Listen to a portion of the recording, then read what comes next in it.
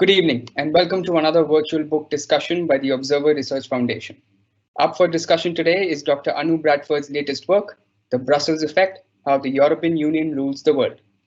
Most of us know Dr. Bradford as the one who coined the now widely used term, the Brussels Effect. She is also currently the Henry L. Moses Professor of Law and International Organization at the Columbia University. Today, we also have an august roster of discussants: Ambassador Manjeev Puri, former Ambassador of India to the EU, Dr. Garima Mohan from the German Marshall Fund, and Professor Umu Salma Bawa from the Center for European Studies at the JNU.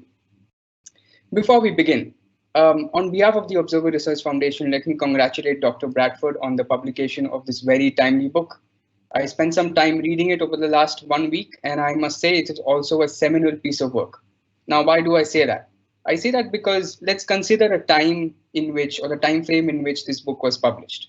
It was published around early 2020, in Feb 2020, if I'm not mistaken. Around that time, the dominant conversation on the EU, and some would argue even today, the dominant conversation has been laden with pessimism. Now, there may be some truth to that. For instance, consider the fact that for the last 4 years, transatlantic relations have been at an all-time low. EU solidarity has been under question owing to Brexit and the rise of right-wing nationalist governments. Not to mention, the EU has been grappling with a north-south divide on the handling of debt, austerity measures, and of course, the refugee crisis. The book, however, convincingly makes a case that the EU owns considerable influence and plays a consequential role on the world stage as the world's leading regulatory hegemon, as an active shaper of standards for global trade. Underpinned by Europe's distinction as the second largest market in the world, Dr. Bradford drives the point through with in-depth case studies on the EU's understated yet highly consequential influence in driving global standards on food safety, data privacy, and environmental protection. So without much further ado, I'd like to invite Dr. Bradford to give her opening remarks, and I'd request her to kindly focus on the book's 3 main case studies for the benefit of our viewers. Over to you, ma'am.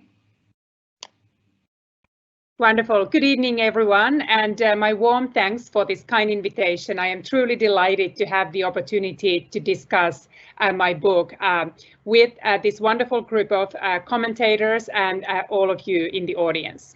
So let me start with a few words of why I wrote a book.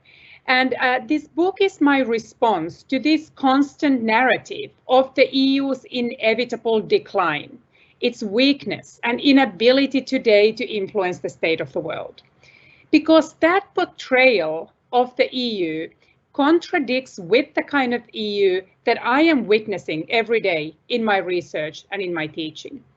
The EU that I see has actually tremendous relevance and tremendous influence in the economic life around the world.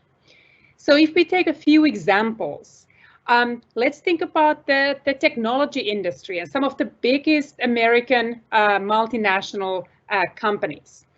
If you look at, for instance, privacy policy, the companies like Facebook and Microsoft and Google and Apple, they use the European GDPR, the General Data Protection Regulation, not just in Europe, but as their global conduct in that regard. If we think about then again companies like Twitter and Facebook or YouTube, when these companies decide what kind of speech they take down as hate speech, they don't look guidance from the First Amendment of American Constitution. They are following the hate speech definition of the European Union after having signed a code of conduct with the European Commission on how they moderate content on their platform. And the way the European Union law is felt outside of the EU is not limited to digital economy, and it is not limited to American companies. European law also defines how timber is harvested in Indonesia, what kind of pesticides African cocoa farmers use in their farms, what kind of chemicals Japanese toy manufacturers use in their toys, and what kind of facilities Chinese dairy factories install in those factories.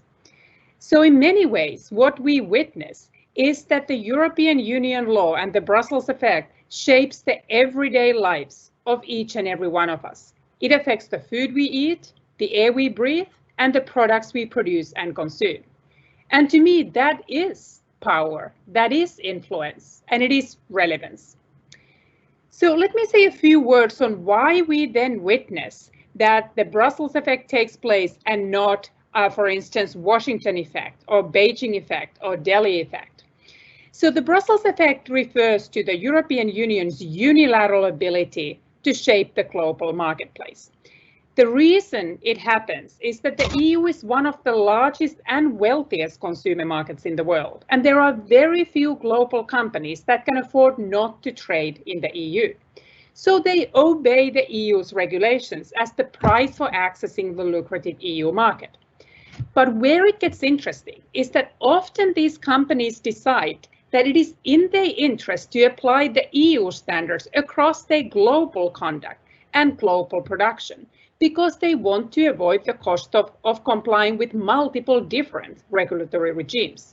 So by complying with the most stringent, relevant regime, they gain access across the global marketplace with having just a one uniform standard. There are scale economies and other benefits in not tailoring different products for each market.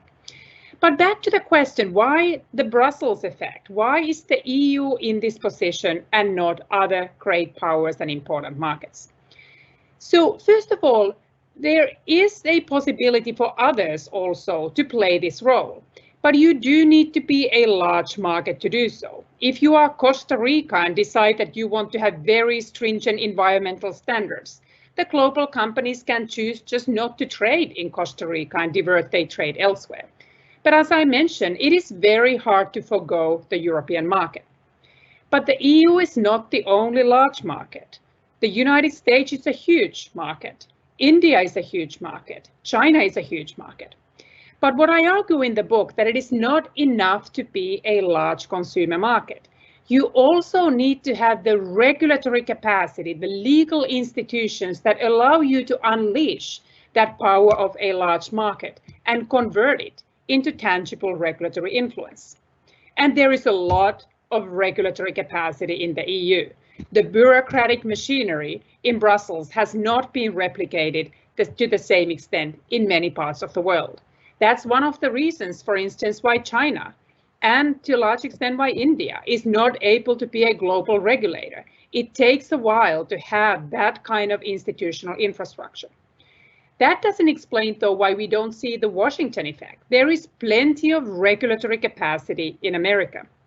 The distinction there is that the United States has made a political decision since early 1990s largely to let that regulatory capacity sit idle, not to deploy it. There has not been appetite for regulation. Instead, the United States has stepped away from regulation, pursued deregulation, and with that, opened the space for the European Union to step in and fill that void. So you need to have the large market, the regulatory capacity, and also the political will to deploy that capacity. I also explain in the book how it is not that the EU can have that power across every domain of regulation and every industry. I make a distinction in particular between the efforts to regulate elastic and inelastic targets. So for instance, money. Capital is mobile. It is elastic. It can move in response to a stringent regulation. But the EU mainly regulates consumer markets and the environment. Those cannot move. You cannot move your consumers away from the EU, away from that regulatory jurisdiction. So it is very hard to circumvent the EU regulation. I also draw a distinction that for us to understand where the Brussels effect takes place and where it doesn't, it takes place when the production of the company or its conduct is what I call non-divisible, meaning when it is possible and in the interest of the company to pursue uniform production because of, for instance, the benefits of uniform brand or scale economies, as opposed to take advantage of lower regulations in different jurisdictions. And there are many examples where this happens, but also examples where it doesn't. But altogether, it leads me to the conclusion that the EU is very relevant, and all the EU needs to do to exercise this power and retain its relevance is to regulate the single market in Europe. Then it basically can sit back when the global companies do the rest. It is the global companies, they self-interested business decisions that then externalize the European regulations across the global marketplace. And that is what generates the Brussels effect.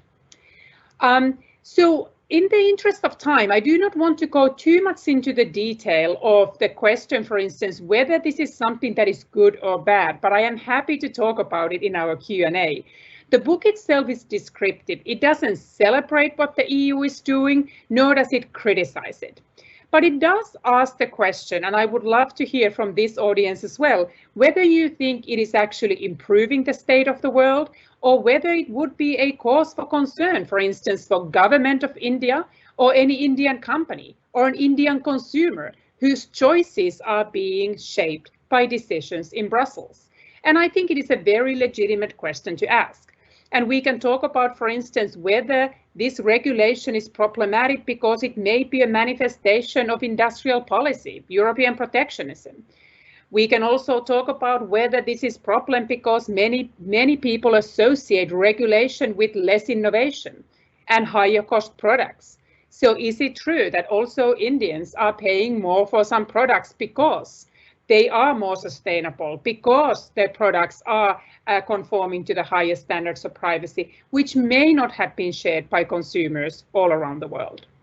There's also the question of political autonomy, whether we struggle with the notion that governments around the world are more limited in shaping the societies to the preferences of their own voters and their own consumers, because in many ways it is Brussels that is overriding their ability to regulate their own markets. So those are all some questions that I'd be very interested in discussing. And also I would love to engage in a conversation which I open in the last chapter of the book when I talk about the Brussels effect, is whether the Brussels effect will last. And I think it is a particularly pertinent question when we talk about emerging markets and growing economies like India. So whether one day we will see Delhi effect, whether we will see the Beijing effect replace the Brussels effect. And here let me maybe offer two thoughts before we start our general conversation. So one is that I make it very clear in the book that there is no denying that the European Union will be a less important market for the decades to come. Its share of the global GDP will go down. The question is whether its unilateral regulatory power will decline with this decline in GDP. And there I make the claim that while the EU's share of the global GDP will go down, its regulatory power is likely to persist for a longer time.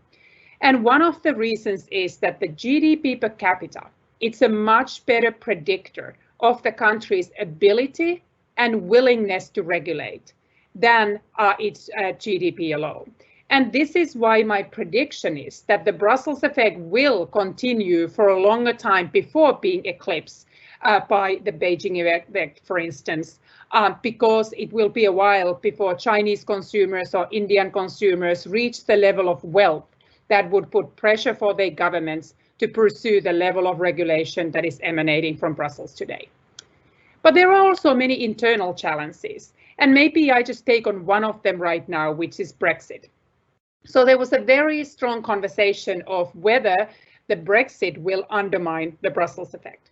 And my book makes the claim that actually it is the opposite that happens. Brussels effect will undermine Brexit much more than Brexit will undermine the Brussels effect. And I say that for the following reason. So the EU remains the most important export destination for the United Kingdom, even after it leaves the European Union. About 45% of the UK exports are destined to the EU. The EU is the #1 export destination for critical UK industries such as automobiles, chemical industry, pharmaceuticals, financial services, aerospace.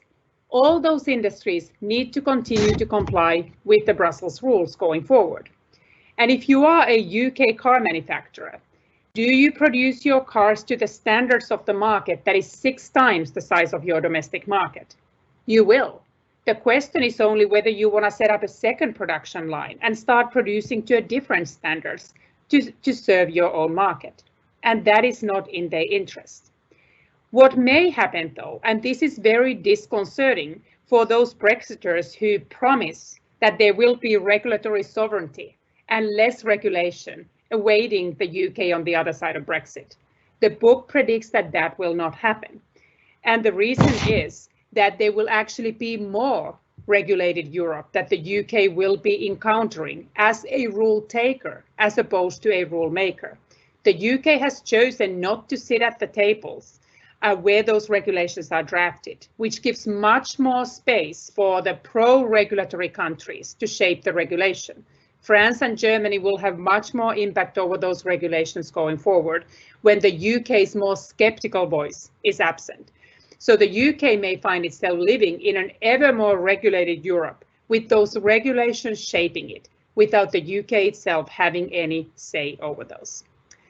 But in the interest of time and given the esteemed panel that we have here, I would really like to pass the conversation now and open the conversation, and I'm happy to return to any of these topics or to cover the topics that we didn't get to in these initial remarks. Thank you, Dr. Bradford. A small note for our viewers. If you have any questions, please post them in the Q&A chat box and we'll get to them at the end. Before we invite interventions from our discussants, let me slip in a quick follow-up to get the ball rolling. Now, ma'am, you've already preempted my follow-up on Brexit. So let me put forth a question on how the Brussels effect manifests itself behind the scene. In your book, you note how the EU does not engage in downward harmonization. That is, the EU does not settle for the least common denominator when it wants to set regulations, and it does not permit states with the lowest regulations to set standards for all. Tell us a bit more about how the EU format on engaging with upward harmonization and not permitting states to wield veto and impede consensus. What does that EU experience, what lesson does that EU experience hold for multilateralism at large for the world?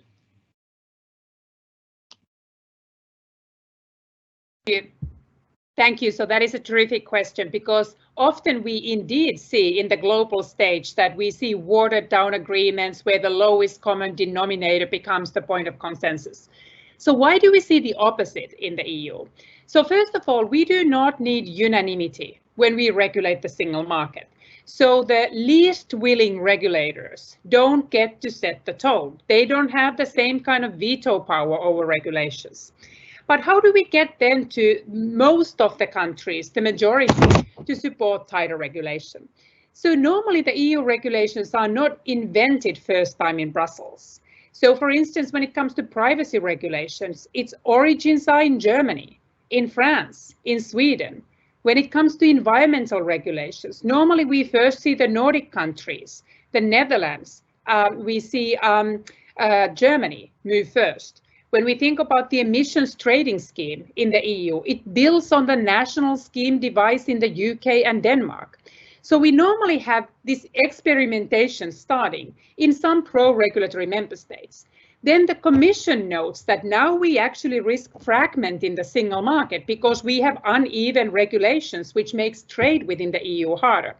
So the Commission faces the choice: do I make these states that have already implemented regulation to back down and tell them that they shouldn't do it? Or do we lift everybody to regulate more? And it has been easier to get the laggards to follow the pro-regulation states than get the pro-regulation states to back off. And partially, this has also been politically easier because you often foster compromises. With every regulation, there's normally two goals.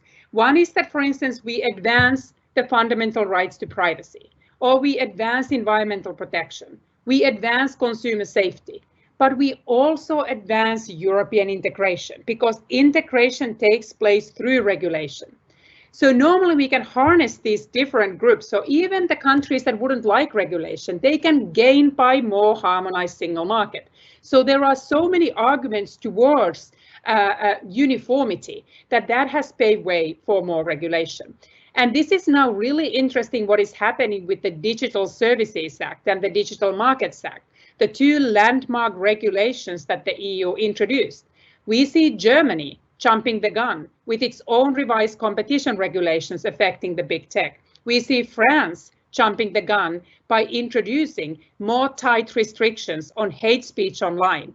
And one of the goals is to influence the content of the common European regulation, potentially pushing towards this kind of upward harmonization as well. Right. Let me now invite Ambassador Puri. So Dr. Bradford in her opening remarks mentioned that having a large market is important, but it's not the only condition that helps a nation cultivate regulatory influence. So in your experience on the front lines of India's engagement with Europe, how has the Brussels effect evolved, firstly? And what other lessons does the Brussels effect hold for India, given the fact that India, one, is also a substantially large market, and two, it seeks a global agenda setter role? Yeah. Kashish, thank you to you and to ORF for this wonderful and stimulating discussion, also extremely timely as we are going towards another India-EU summit, one which might see all EU leaders present, a kind of celebration of 20 years of the first summit, India-EU summit, having been held in Portugal. I want to say I am absolutely delighted to see Dr. Bradford.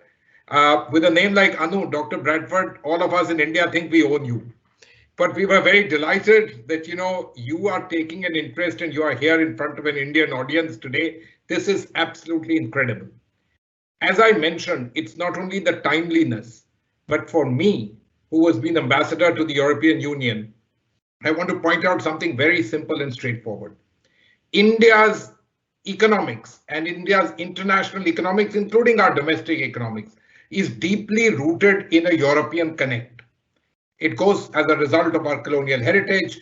Life in Britain and the continent is not that dissimilar.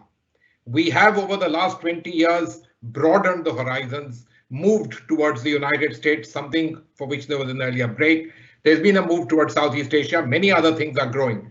But let us understand the European Union, even without Britain, will remain one of India's largest economic partners, especially when I add up trade, goods and services, when I add up investments, and when I add up development partnership. The European Investment Bank is hugely present in India, something that I was very privileged to initiate. What is the main point that I want to make? I am so glad that you, in a very, very opportune moment for all of us, have highlighted the importance of the European Union. Now, the points that you make about regulation, in India, most regulation in any case is predicated on what has come to us via the European route. Many years back, it used to be standards from our colonial masters. Then it really became the Deutsche Industrie norm. And since then, believe me, it's almost all European. We want to upgrade our fuel standards. And we call them Bharat 6, but they are essentially Euro 6.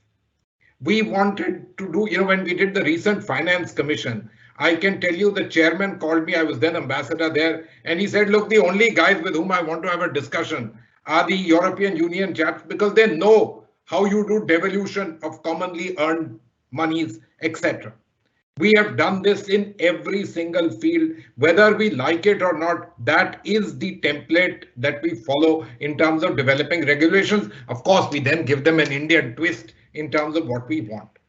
Now, the impact of the European Union and its regulatory abilities are felt all over. You mentioned Indonesian timber farmers. Let me tell you, basmati rice in India. We no longer can use the chemical that we've used all throughout our lives.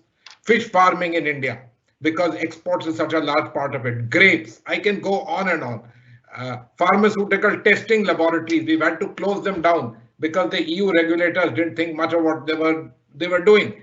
So there are many, many aspects, and I don't think this is a point of much debate. But India is a very large self-contained market.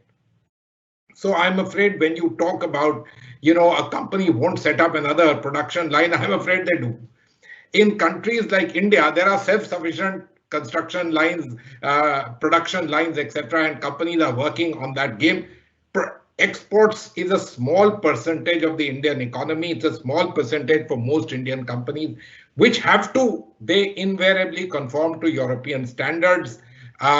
Some, in the case of the IT sector, naturally also conform to what they need to in terms of the United States. But let me tell you, nobody who was a big player in terms of action in the European Union would hesitate to take on the GDPR, no matter its onerous requirements. These are the facts and the realities. As we go up in life, many things will change. But I don't think we are anywhere near the standard setting regulatory abilities that you're talking about. We are extremely good at argumentation. We are extremely good at being able to parse an issue, discuss it threadbare. But if you ask me to start with a draft, no, I don't think we are anywhere there. I'm very candid about these matters because these are friends of mine who are trying to cobble up these things. And I know exactly where we stand on it. And when you say the European Union has been at it for a long time, I believe it's not only since the 1990s, it's been there from the time these ideas actually came about. Whether it was European countries or the European Union, after all, that's exactly what it is. You mentioned something very interesting about how the regulations get bumped upwards. It doesn't necessarily happen that way also. And it's not that there isn't a give and take.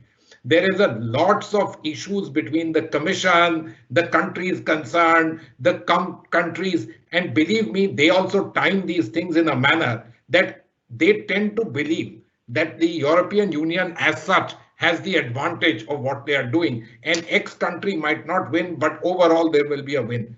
In today's day, the best example is the European Green Deal. I don't want to go into simple matters of this chemical being used or that chemical being used. But look at the European Green Deal. The Poles opposed it tooth and nail. And yet they were brought around because, the overall benefit of advantage is then shown to the people. The mirror is shown. The game is played in quite a sophisticated manner. And that's why it takes time.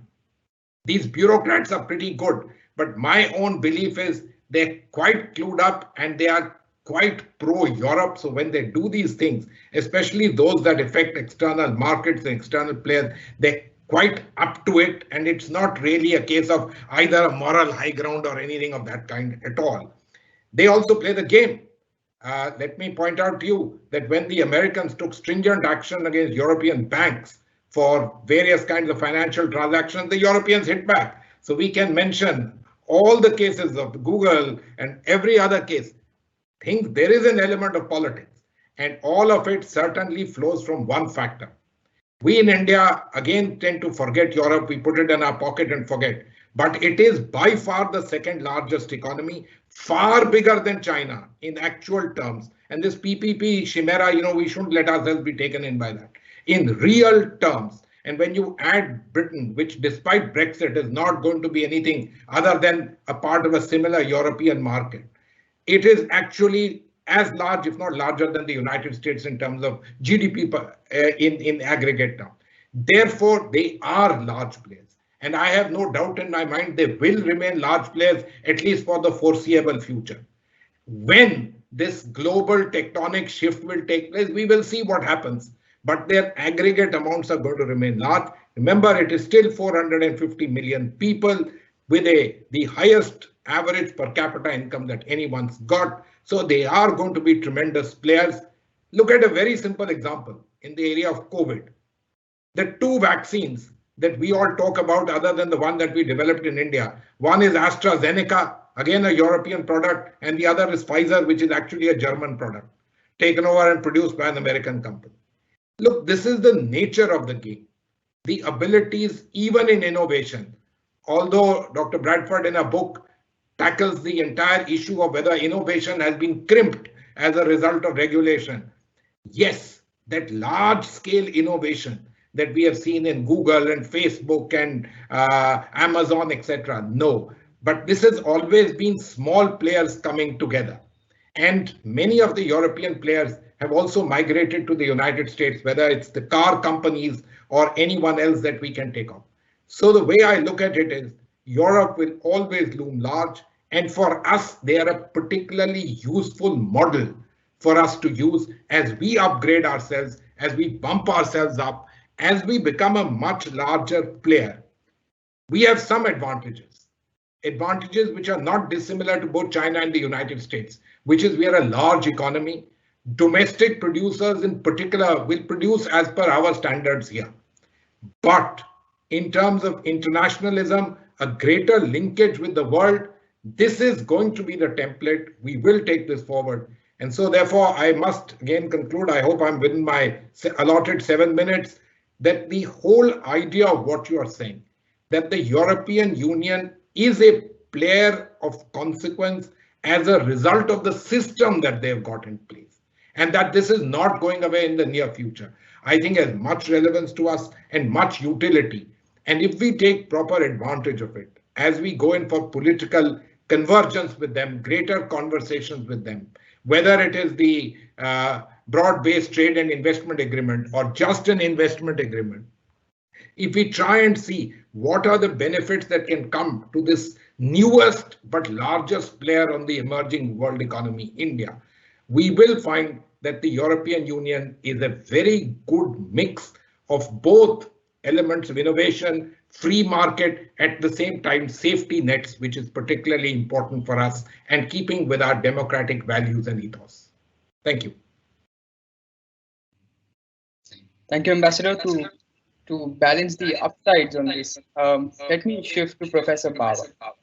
Dr. Bradford, in her book, acknowledges that the Brussels effect has a limited efficacy when it comes to European standards on human rights.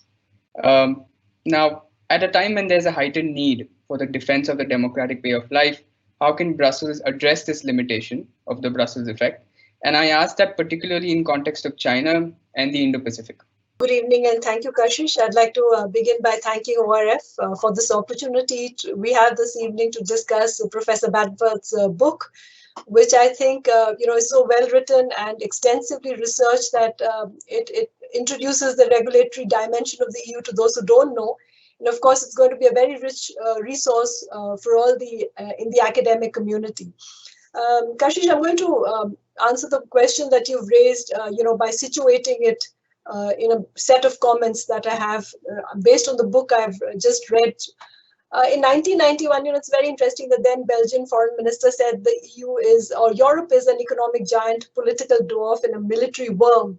And in 1997, another author had written that the EU may not be a superpower, but it is definitely a global power. And in that sense, it has a significant effect far beyond its borders, both by default and intention. So if I would take both of them as bookends, one could ask in 2021, how does one view the EU? Is it a power to reckon with in the international politics? Because it's not a classical actor. It's definitely not a Westphalian state. But as Professor Bradford pointed out, it has this tremendous presence on the regulatory environment, which you just cannot escape. As Ambassador Puri also said, many in the global south are not just only recipients, but basically are doing a cut and paste probably of taking a European regulation and then modifying it to domestic, requirements. But I think it draws a very important, point, and I draw your attention to what does the regulatory process create? The fact that it creates rules of engagement, it expands spheres of influence, it creates a process of socialization, and most importantly, what we've not mentioned is it imposes costs. So I think it also should be recognized that regulations are also exclusive in making, and it can create new cleavages between states and people. And that's a very, very important point to remember while we are talking about the benefits of regulation. And I think having said that, it pushes one to also re-examine how one understands power. We're always looking at, the material dimension of power, especially in the global south and in India. But we also need to look at the constitutive elements of power. What an actor can create a new identity by engaging in the process of what I would call as generating regulations. And the idea of regulation as power is not new. Professor Bradford has also pointed out, we have the very existence of the Bretton Woods institution points to that. So in her book, she calls the EU as a global regulatory hegemon, and she's also emphasized in her presentation today that she's specifically talking about areas where the EU is present and can do, and it's the market which dominates it. So one should not, confuse it. It also talks about the competency of the European Union, which many are not familiar with, whether the European Union has full competency on trade and commerce, and others are still, the bulk of the foreign policy is still, at one level with the member states where unanimity dominates. It also tells you about, how the European Union within itself is quite hierarchical when it comes to market, trade, foreign policy, and other issues. And a case in point is the recently concluded investment agreement with China, all the criticism of human rights notwithstanding, you can see that ultimately what's driving, and the word which has just not been used in our discussion till now, is interest. So I think one would have to ask, are norms a way of, very nicely presenting interest, the normative turn in the European Union as an actor? And she's drawn attention to the shaping power of the European Union. And I would like to just take the discussion, into a different direction for our understanding here, by linking up to what Joseph Nye calls about the three-dimensional chess game of international politics. The EU definitely is at the middle level. It's not the military power. The transnational is where nobody is an actor, right? So and we definitely engage with that over there.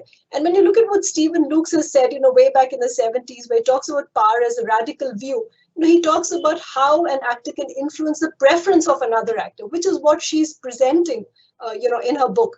So you think there is no coercion, so the EU comes forward as a very powerful agenda setter. It has a power as a regulatory body, and if it can alter my preference to engage in trade and commerce, you would think that's all fine. But there appears to be no coercion. But this preference setting by the EU, when you observe it from the outside, from, say, India, standing here, what is the EU doing? Then the fact becomes very clear: the EU has become gated through regulation. I think that's a very, very important point for us to also keep in mind what is being created, because this is a point which comes from the global south.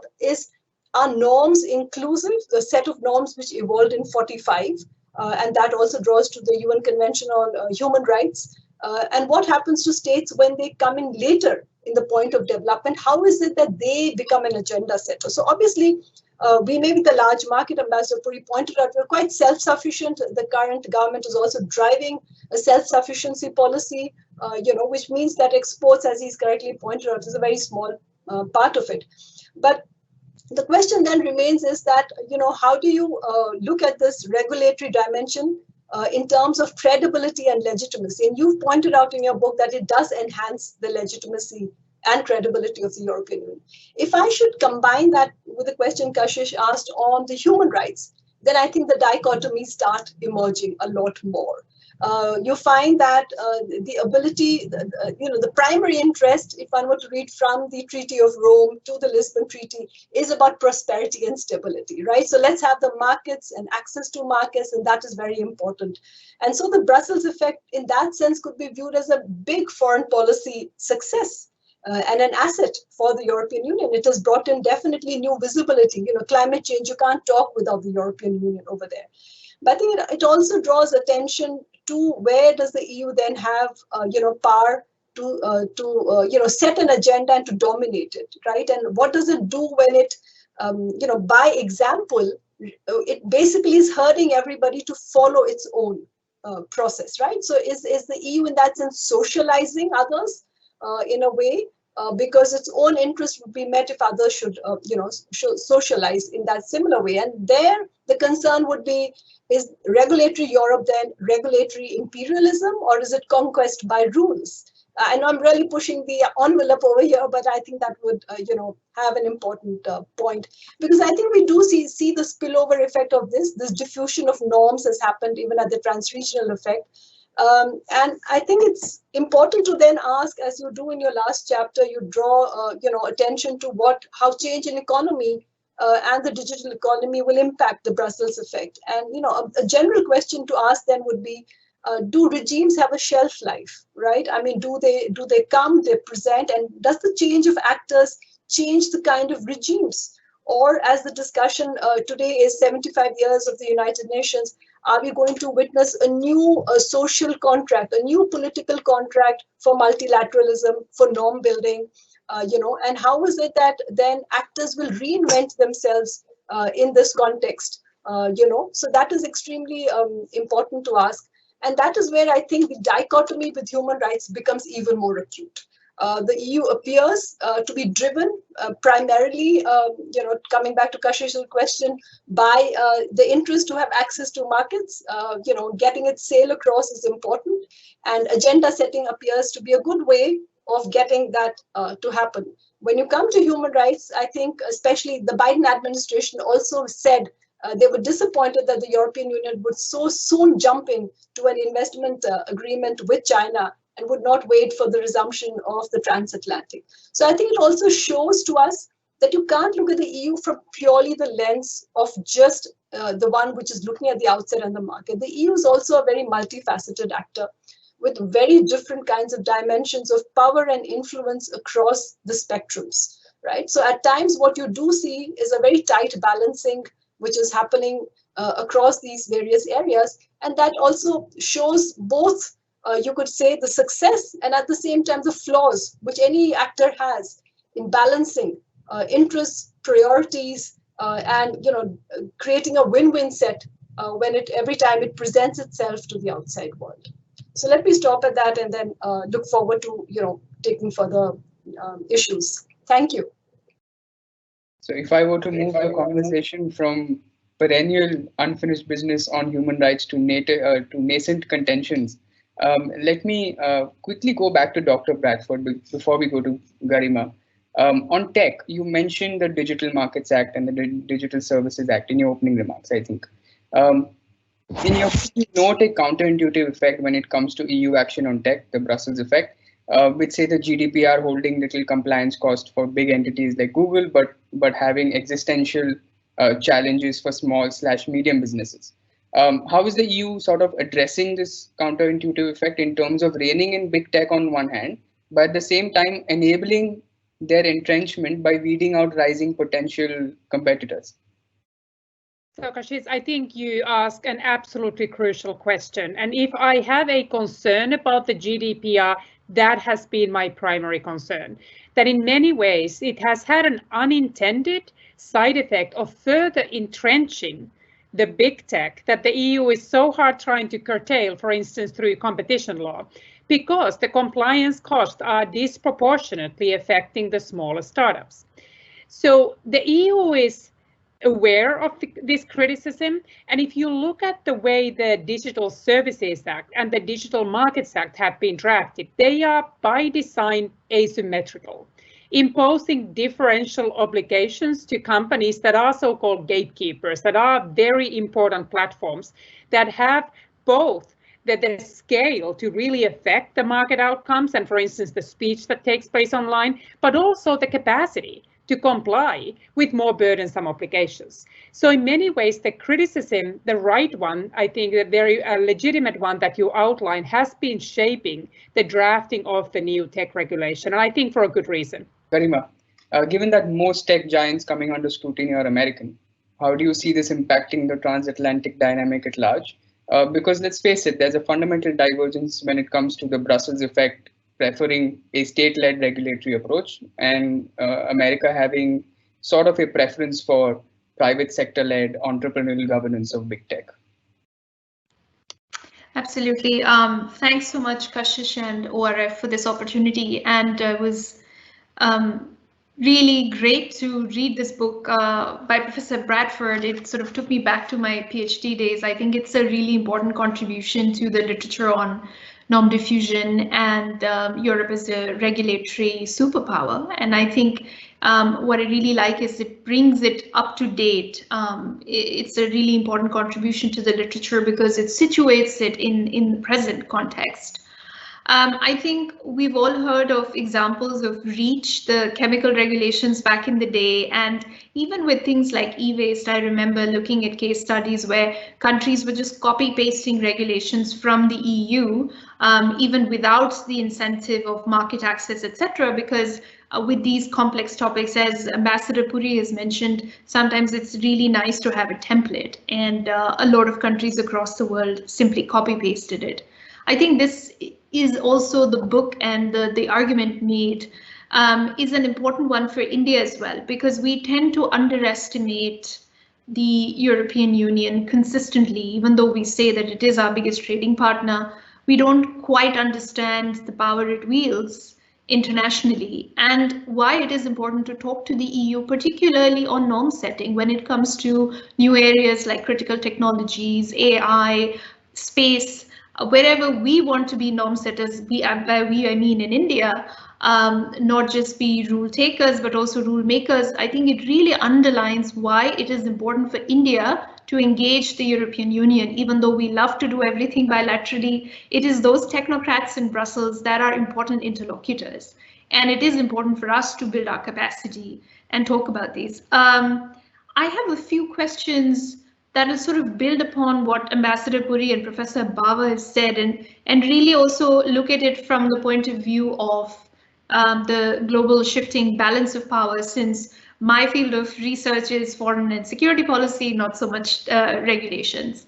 A question for you, Professor Bradford, is the question of intentionality. How much of this is something the EU wants to do intentionally and control and project, as part of its international portfolio, EU as an international actor, as a power?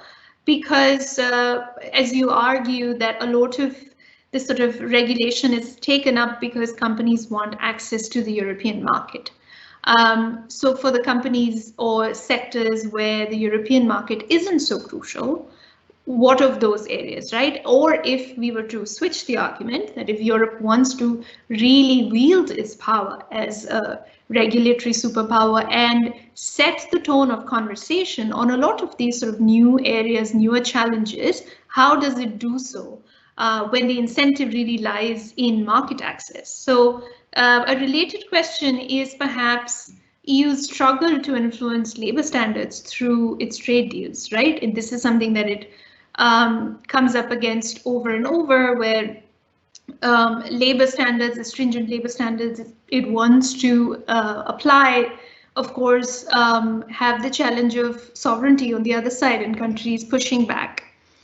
And when we look at sort of technical and regulatory standard setting by China, which in fact it has been doing even on issues like climate change, through the Belt and Road Initiative in large parts of Southeast Asia, in Africa. How do you counter that? Because for a long time it was the EU and the European market, but at the same time I think there are different dimensions. Sort of the world is being carved in different areas where China is now setting technical standards on a lot of issues, and the next wave of competition will really lie in infrastructure projects, hard physical infrastructure, but also digital infrastructure, where the EU wants to be an important player. It has, brought about its connectivity strategy and how it wants to engage with this region. But then again, it hasn't quite come to terms with the fact that the challenge from China can be quite large, and not all countries or companies would want to go with Europe. Some might prefer the even lax regulation and access to investments that they see from the Chinese side. So I think those are a few questions that came up for me when I was reading your book, in the sense of also this assumption that we often have that regulation is good. I saw this in the discussion you were just having about GDPR and whether it is privileged tech giants over startups. But it always, we sort of start from the assumption that regulation is good, the EU is force for good in the world, and it is really great that these regulations are being taken up. So those are just a few questions I would like you to tease out a little bit. And I think it was a really sort of thought-provoking book. But then I couldn't help but link them to the China question more and more. I think it's also a side effect of what we do day to day. So I'll stop there. Thanks. Garima is ever the contrarian. Dr. Bradford, would you like to take some of those questions? So first of all, thank you. This was such a rich set of questions and comments that I don't think I can do justice unless we have another hour, and I can try. But let me just selectively pick on a few issues that were raised. And if we start with what Dr. Mohand said in the end, and I would love to say good regulation is good, all regulation is not good. So there's certainly, there's no statement underlying the book where the assumption is that the EU always gets it right. I guess the biggest takeaway from the book is that the stakes are very high, because if the EU gets it right, it can potentially get it globally right. But if it gets it wrong, also the effects of harmful regulation can span across the EU's borders.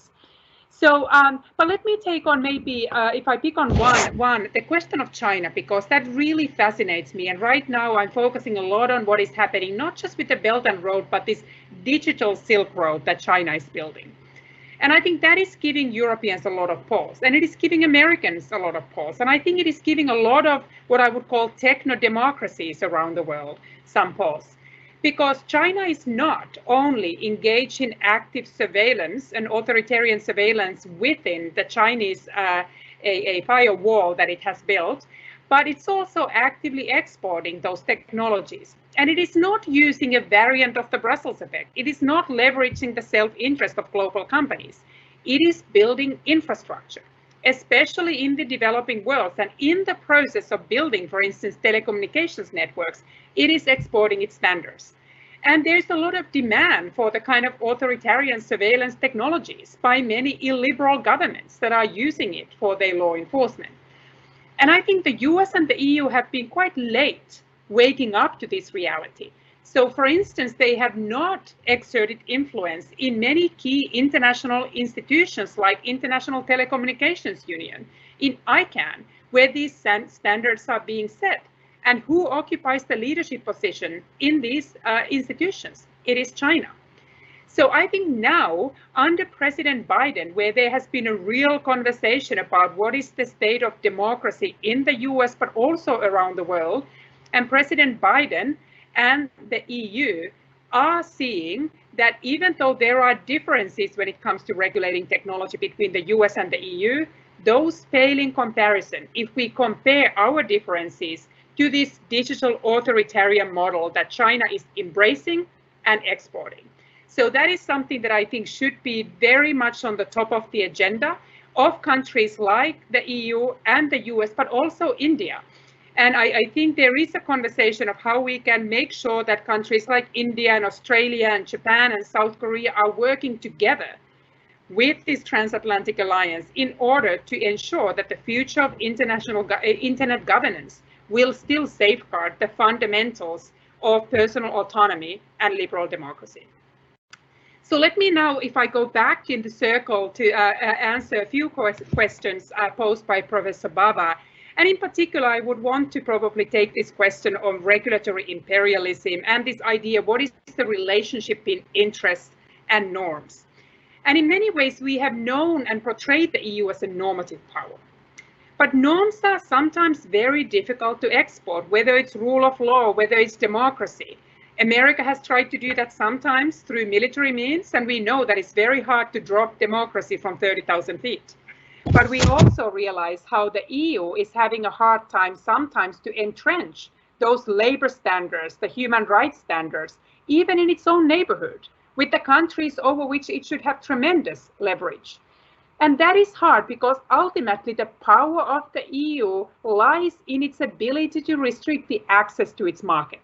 That's why the examples we have discussed on the Brussels effect are so powerful, in contrast to some areas that are also very important normatively to the EU. The EU cares deeply about human rights, but it has a harder time entrenching those norms because it cannot directly leverage the market access. But at the same time, even when we talk about internal market, I would say that even though we talk about interests, those rules reflect very deep normative commitments.